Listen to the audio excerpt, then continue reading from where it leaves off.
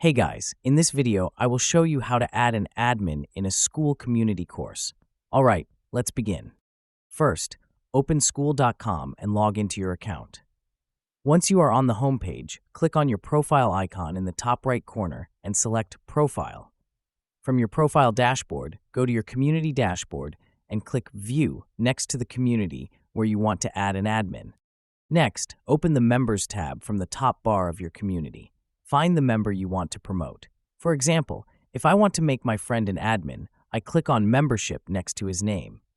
Click Change, and you will see 3 role options: Member, Moderator, and Admin.